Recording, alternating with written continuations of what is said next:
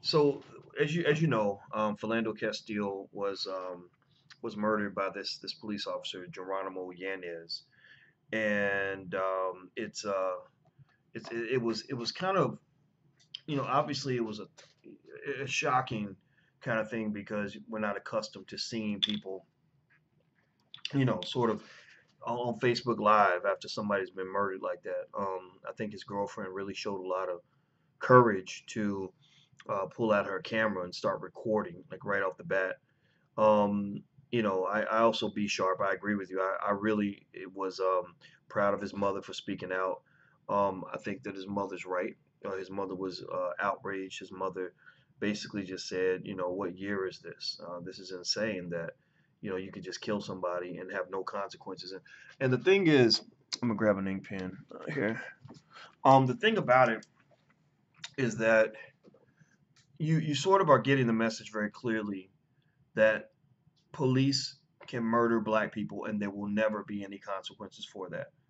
No consequences whatsoever. And I think even those of us who are aware of white supremacy and how it works, I think that's even a hell of a wake up call for even the most radical of black people in terms of people that thought America was making progress. And I think what we have to kind of understand is that America is not really making progress. The election of Donald Trump showed that there is no progress really being made in this country. Even if the question is, even if a Hillary Clinton had been elected, I think the question would be, how much progress would we really made, and how would a Clinton administration have responded to this? Um, I think that, you kind of, I know I kind of look at this and I'm kind of thinking, I wonder how horrible a cop would have to behave in order for him to be convicted. Um, I would say also from what I've seen, studies show that when you talk about who gets punished for crimes like murder, rape, or anything, or robbery, or whatever it is, it's not so much the ethnicity or the gender of the perpetrator that matters as much. It's the ethnicity of the victim. What we have in this country is a place where certain victims are not seen as human. Certain victims are not really given as much empathy from the system. So, if a black man wants to murder somebody and get away with it, he would murder another black man. If he murders a white man, then they're going to find him, they're going to convict him, and all this other stuff. But if he murders a black man, it's kind of like, oh, well, it was just a black man. So, we'll kind of overlook that. And so I'll tell you what, I think when you add up all these cases, you look at what happened with Michael Brown starting there. You had the brother down in Louisiana. That case was unbelievable. The cop totally got off. Most of these cases, the cops don't even get they don't even get indicted. That's what's really shocking is that there are not even indictments issued. So really, what you're kind of looking at is a very consistent conspiracy amongst the majority of whites in this country to ensure that cops will never be punished for harming black people. They just pretty much get on the jury and they all just sort of agree, look, we need the cops, we love the cops, and we will not punish the cops for anything that they do because we don't believe what niggas say. We think instead we believe everything cops say. And this is kind of disheartening that we can't get past this. My father was a cop, and I want to believe that there are cops that are not waking up every day with a death wish, or some sort of vendetta looking to kill black people. And I don't believe every cop does that. But I think that what the problem is that you have a system and you have procedures that are taught to these officers that are very detrimental and harmful to other people, especially black people. In fact, when you listen to what the cops said after he murdered Philando Castile. And I'm using the word murder because he murdered him. He killed him. That's he should be in prison right now. He said I was just following procedure. We were, his partner said we were just following protocol. And so what effectively you're really seeing is a scenario where it's the procedure and the protocol that's training these murderers to go out into the street and kill people. These cops to become I guess soldiers who deal out death at every available opportunity. And what's also interesting, and somebody brought this up on my Facebook page, and I think this is interesting in terms of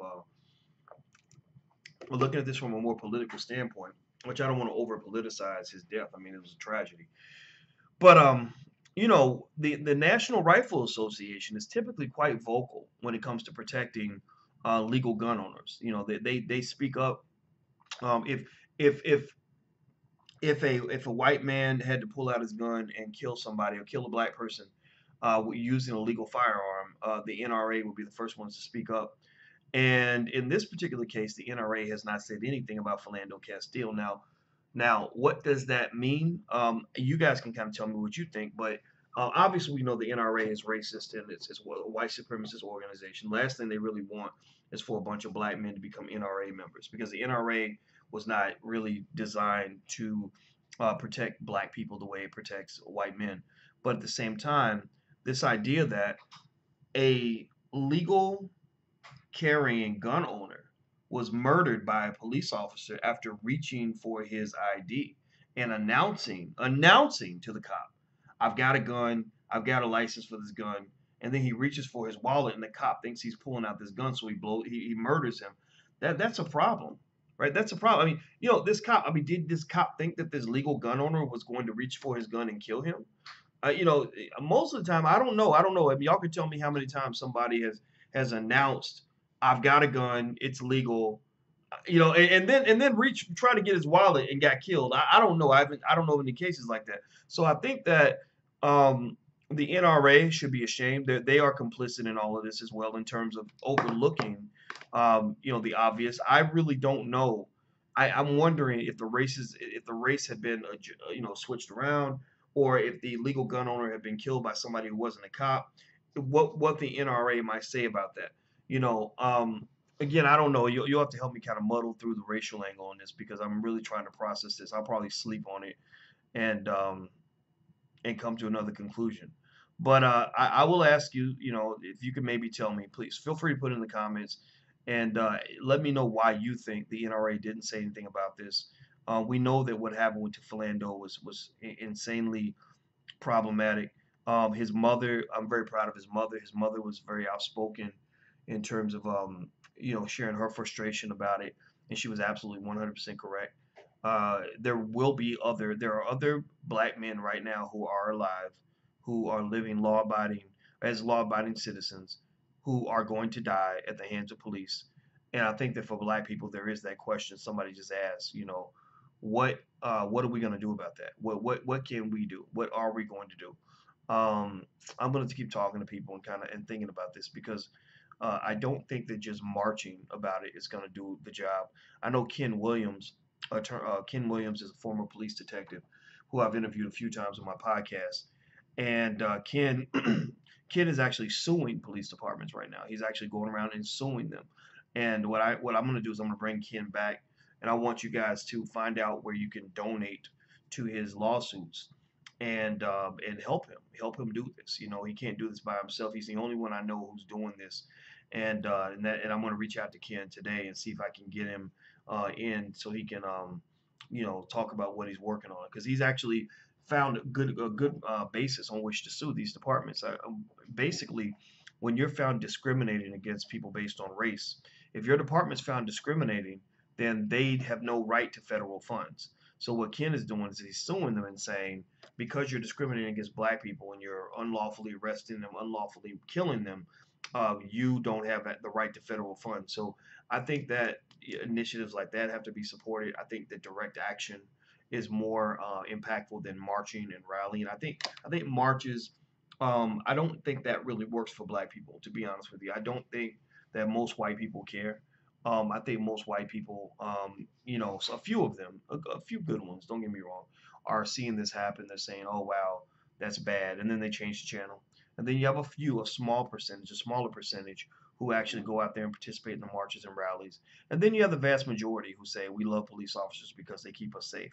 Well, who are they keeping them safe from? They're keeping them safe from poor people and black people, and that's what leads them to love officers. So for the same reasons that they enjoyed or they had no problem with the massacres that occurred in Black Wall Street, where these officers acting on their behalf were going into black communities and murdering people and taking all their assets.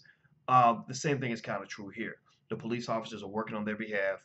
They're doing a lot of horrible things in their name that they may or may not know about, and they're overlooking it because they want the protection of the police. The same thing happens with the military. You got military, military people or units from the U.S. Army that are going around the globe, murdering and raping people in the name of the United States. And then you wonder why the terrorists want to come back and hurt you. It's because they are out there doing things in your name that are ruining your reputation around the world. So that's it. That's my 2 cents. My condolences to the Castile family. And also I give advanced condolences to all the other families that are going to be affected if we don't do something. I'm going to keep on processing this. The reason I'm hesitating and talking slowly is because I'm literally trying to absorb this. I couldn't believe it. I really was stunned by the verdict, but at the same time, even though I was stunned, the question is, are we really surprised? I mean, if you know anything about being black in this country, you're not surprised. So let's keep fighting, and I'll talk to you guys soon. Have an awesome day. Bye bye.